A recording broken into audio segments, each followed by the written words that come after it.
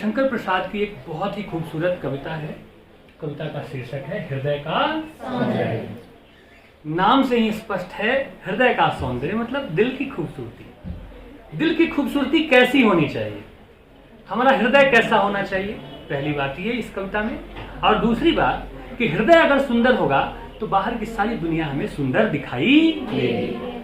आप देखेंगे अगर आपका मन उदास हो तो उदास मन से आप दुनिया के सबसे खूबसूरत स्थान पे भी चले जाएंगे, लेकिन वहां आपको खूबसूरती दिखाई नहीं देगी। और खुश मन से, बहुत प्रसन्न मन से, आनंदित मन से आप वीरान प्रदेश में भी चले जाएं, वहां भी आपको कोई खूबसूरत चीज दिखाई दे जाए। कहा भी गया है कि जैसी दृष्टि वैसी सृष्टि, कि जैसा तुम देखोगे दुनिया तुम्हें वैसी ही दिखाई देगी। लेकिन खूबसूरत दुनिया को देखने के लिए खूबसूरत दिल का होना बहुत जरूरी है, ठीक है। और खूबसूरत दिल कैसे होगा, दिल को खूबसूरत कैसे बनाएं, हृदय को खूबसूरत कैसे बनाएं, हृदय कैसे खूबसूरत हो सकता है, किस तरह से हृदय होना चाहिए, और जब वह हृदय हो जाएगा तो कितनी सुंदर दुनिया हमारे सामने उपस्थित होगी। ये दोनों ही बातें इस कविता में निहित हैं। पहली बात क्या कि हृदय का सौंदर्य, हृदय किस तरह का होना चाहिए, और दूसरी बात जब हृदय में सौंदर्य होगा तो दुनिया में भी हमें खूबसूरती दिखाई देगी। कहते हैं ना कि beauty lies in the eyes of the beholder, कि खूबसूरती देखने वाले आदमी की आंखों में होती है, ठीक है कि नहीं है, कि कैसे वह चीजों को देखता है, ठीक है। तो यही इस कविता की भावभूमि है कि सच्चा हृदय, प्यारा हृदय, सुंदर हृदय कैसा हो, कैसे हृदय को सुंदर बनाएं, ठीक है, और कैसे इस खूबसूरत दुनिया को हम देंगे। आई बात समझ में? चलिए कविता पे बढ़ें। नदी की विस्तृत वेला शांत, अरुण मंडल का स्वर्ण विलास, निशा का नीरव चंद्र विनोद, कुसुम का हंसते हुए विकास। हृदय को कैसा होना चाहिए, दिल को कैसा होना चाहिए? हृदय को होना चाहिए जैसे नदी की विस्तृत वेला, जैसे फैली हुई विस्तृत नदी है, शांति से भरी हुई नदी है और विस्तार ही विस्तार है। हृदय को उस शांत नदी की तरह विस्तृत और अथाह होना चाहिए। जिसका हृदय बड़ा होगा, ठीक है, वह अनिवार्य रूप से बहुत खूबसूरत मनुष्य होगा। उसके हृदय में सबके लिए प्रेम होगा, उसके हृदय में सबके लिए सद्भावना होगी, शांति होगी। वह परिस्थितियों, विकट परिस्थितियों के सामने घुटने नहीं टेकेगा, शांति के साथ उसका सामना करेगा। इसलिए हृदय को कैसा होना चाहिए? विस्तृत नदी की तरह शांत होना चाहिए। अरुण मंडल का स्वर्ण विलास, अरुण कहते हैं सूरज को, जैसे सौर्य परिवार है, चमकता हुआ, ऊर्जा से झमझमाता हुआ सौर्य परिवार, उसी तरह से हृदय को चमकीला होना चाहिए, प्रकाश से भरा हुआ होना चाहिए और विलास करता हुआ, आनंदित हृदय, फुदकता हुआ हृदय होना चाहिए। और सबसे सुंदर हृदय पता है किसका होता है? बच्चों का। हृदय को बच्चों की तरह बन जाना चाहिए और मनुष्य को सरल होना चाहिए। जो मनुष्य सरल नहीं होगा उसका हृदय प्यारा नहीं होगा। गंभीर व्यक्ति कभी प्यारा हो ही नहीं सकता है, ठीक है, क्योंकि उसके आसपास तमाम तरह की जटिलताएं हैं, तमाम तरह की दीवारें उसने लगा रखी है। वह यह भी तय करके हंसता है कि कब हंसना चाहिए, वह स्वाभाविक नहीं है। आई बात समझ में कि नहीं? तो हृदय को सरल होना चाहिए और जैसे स्वर्ण विलास, सौर्य परिवार विलास करता है, पुलकित होता है, चमकता रहता है, अपने हृदय को भी हमें कैसा बना लेना चाहिए? उसी तरह से चमकीला बना लेना चाहिए। निशा का नीरव चंद्र विनोद, कुसुम का हंसते हुए विकास। निशा कहते हैं रात्रि को, और नीरव मतलब बिल्कुल शांत, ठीक है। तो जैसे कि रात्रि में एकदम शांत चंद्रमा अट्टहास करता है, विनोद करता है, सुंदर दिखाई देता है, हृदय को भी उस आधी रात में चमकते चंद्रमा की तरह सुंदर होना चाहिए। हृदय को कैसा होना चाहिए, कितनी खूबसूरत ढंग से उसका वर्णन कवि कर रहा है। कुसुम का हंसते हुए विकास। कुसुम कहते हैं फूलों को, जैसे फूल धीरे धीरे हंसते हंसते विकसित होते हैं, वैसे ही हृदय को भी फूलों की तरह कोमल बना लेना चाहिए, फूलों की तरह खुशबूदार होना चाहिए और फूलों की तरह खिला हुआ हृदय होना चाहिए। आई बात समझ में? आगे बढ़ें। अब कहा, एक से एक मनोहर दृश्य प्रकृति की क्रीड़ा के सब छंद। इस प्रकृति में एक से एक मनोहर दृश्य है। कहीं नदी है, कहीं फूलों की घाटी है, कहीं पर्वत है, कहीं पठार है, कहीं समुद्र है, ठीक है, कहीं अथाह जल राशि है नदी की, समुद्र की, कहीं मरुस्थल है, कहीं पशु है, कहीं पक्षी हैं। इतने सुंदर दृश्य, इतनी विविधताओं से भरी हुई यह दुनिया है। और ये जो दुनिया है, जो दृश्य है, ये सारे रंग बिरंगे जो दृश्य हैं, ये प्रकृति की क्रीड़ा के छंद हैं सारे। प्रकृति की क्रीड़ा के छंद मतलब प्रकृति जो खेल रही है, ठीक है ना, उसके ये छंद है, उसके ये भाग है, उसके ये आयाम है, ये सारे खूबसूरत सूरत दृश्य। सृष्टि में सब कुछ है अभिराम। अभिराम का मतलब होता है सुंदर, जिसपे निगाहें टिकी रह जाए। इस सृष्टि में, इस संसार में सब कुछ सुंदर है। सभी में है उन्नति या ह्रास। और प्रकृति का जो नियम है, सृष्टि का जो नियम है, वह निर्माण और ह्रास है। उन्नति और ह्रास यानी कि प्रकृति में एक समय कुछ चीजें बन रही हैं तो दूसरे समय चीजें नष्ट भी हो रही हैं।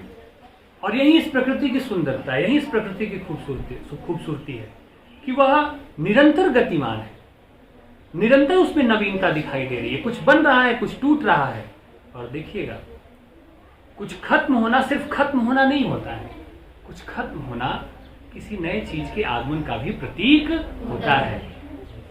पेड़ से जब पत्ते गिरते हैं तो सिर्फ हम गिरने को देखते हैं, लेकिन यह भी तो देखें अब नए पत्तों के आगमन की शुरुआत होने वाली है। यानी कि प्रकृति जो है वह निर्माण और विध्वंस, यानी कि एक ही समय में कुछ मिट रहा है और कुछ बन रहा है। यही इस प्रकृति का नियम है, यही इस प्रकृति की सुंदरता है। और प्रकृति की संपूर्ण सुंदरता को देखने के लिए क्या चाहिए?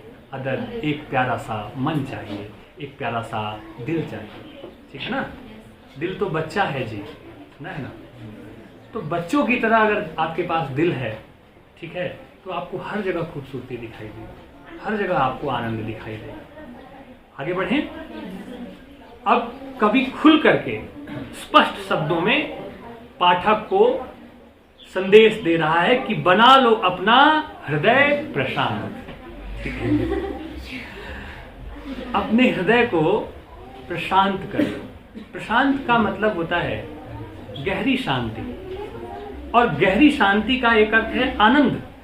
ठीक है, जो गहरी शांति में होगा अपने भीतर की शांति, तो भीतर से जो बहुत शांत होगा बाहर से बहुत आनंदित दिखेगा, ठीक है, ऊर्जावान दिखेगा, सुंदर दिखेगा। ठीक है, तो अपने हृदय को प्रशांत बना लो, गहरी शांति से उस हृदय को भर लो।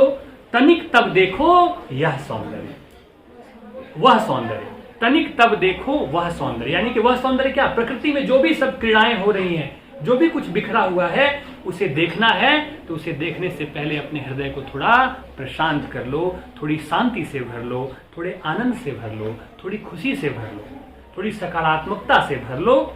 चंद्रिका से उज्जवल आलोक, मल्लिका सा मोहन मृदुहास।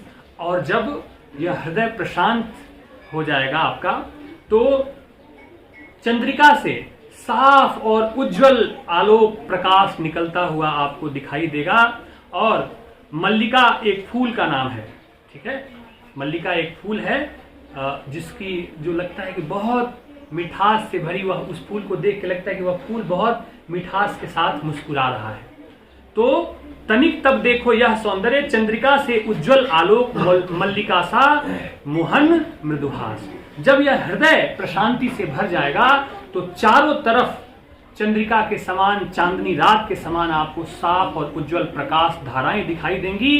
और साथ ही साथ सभी के चेहरे पर आप मल्लिका जैसी मुस्कुराहट देख सकेंगे। यानी कि आप जहां भी देखेंगे आप खुशी देखेंगे, आप जहां भी देखेंगे आनंद देखेंगे, आप जहां भी देखेंगे उसमें जीवन का रंग देखेंगे, जीवन का राग देखेंगे, जीवन का संगीत देखेंगे। और इसे करने के लिए अदर इतना सा काम करना है कि अपने हृदय को प्रशांत बना लेना है, सुंदर बना लेना है, अच्छाइयों से इसे भर लेना है। आई बात समझ में? और अंत में कवि ने परिकल्पना की और कहा कि अगर सबका हृदय इतना सुंदर हो जाए, प्यारा हो जाए, तो क्या कितना सुंदर हो सकता है, दुनिया कितनी प्यारी हो सकती है, यह विश्व कितना कल्याणमयी हो सकता है। कहा, कल्पना की, प्रार्थना की कि अरुण हो सकल विश्व अनुराग, यानी कि सायंकालीन सूरज की जो रोशनी होती है वो कितनी प्यारी होती है, कितनी माधुर्य युक्त होती है।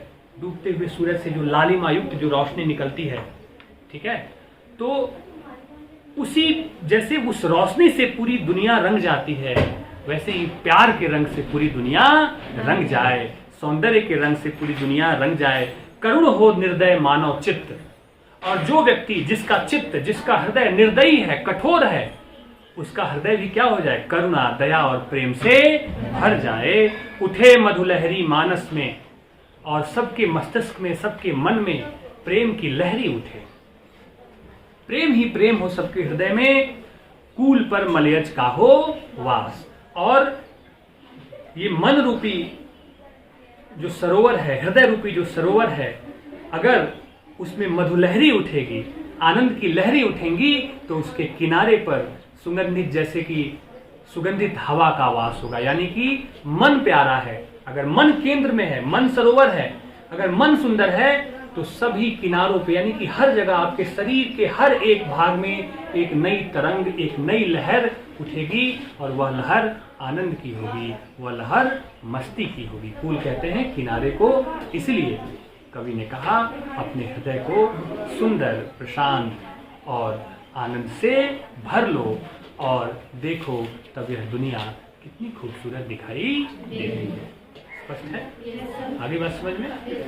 कविता का जो शिल्प सौंदर्य है वह भी है कि जैसे प्रसाद की प्रत्येक कविता में, ज्यादातर कविता में आप देखेंगे कि संस्कृत निष्ठ तत्सम शब्दों का प्रयोग किया गया है, सामासिक शब्दों का प्रयोग किया गया है। और संस्कृत निष्ठ तत्सम शब्दों के प्रयोग के जो खूबसूरती है वह यह है कि कविता में अर्थबोध जो है, अर्थबोध की जो गुणवत्ता है, जो उसकी सांद्रता है, जो उसकी संवेदनशीलता है, वह बढ़ी हुई दिखाई पड़ती है। और कवि ने संपूर्ण विश्व के मानवों को, अपने हृदय को सुंदर, आनंददायी और प्रेम से भर लेने का आह्वान किया है। ठीक है बच्चों?